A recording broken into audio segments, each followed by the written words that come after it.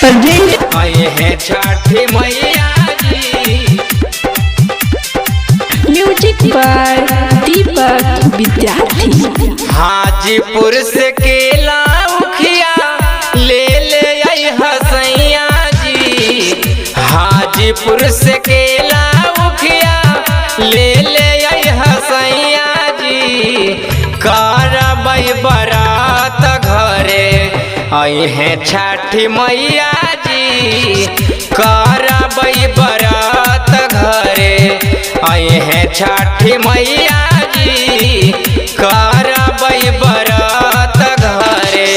हाजीपुर से केला उखिया ले ले आई हसैया जी। हाजीपुर से केला उखिया ले ले आई हसैया जी। करबै बरात घरे आई हैं छठी मैया जी।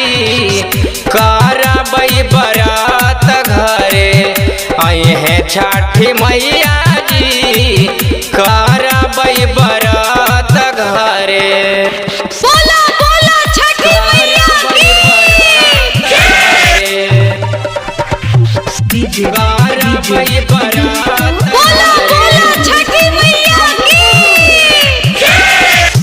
करबै बरात घरे आई हैं छठी मैया जी।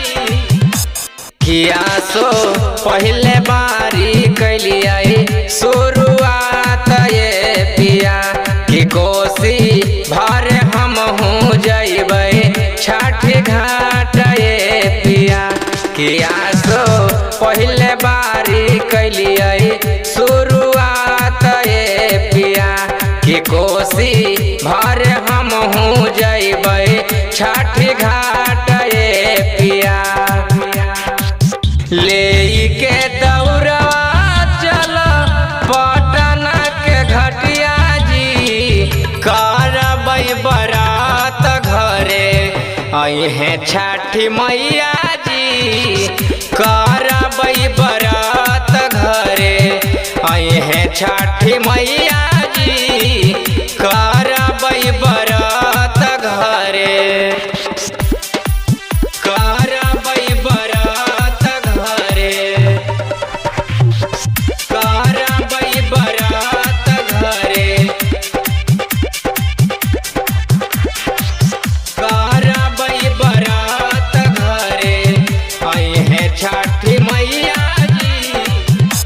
कि महिमा होल छठी माई के दिलखिन जोड़े ललनवा जी। या सो होई गईले सोचल हमर पूरा सपनवा जी। कि महिमा होल छठी माई के दिलखिन जोड़े ललनवा जी। या सो होई गईले सोचल हमर पूरा सपनवा जी। सपनवा जी बीतते पहाड़ गह गह करो हक रहिया जी। धर्मेंद्र तूफान घरे आई हैं छठी मैया जी। करबै बरात घरे आई हैं छठी मैया जी।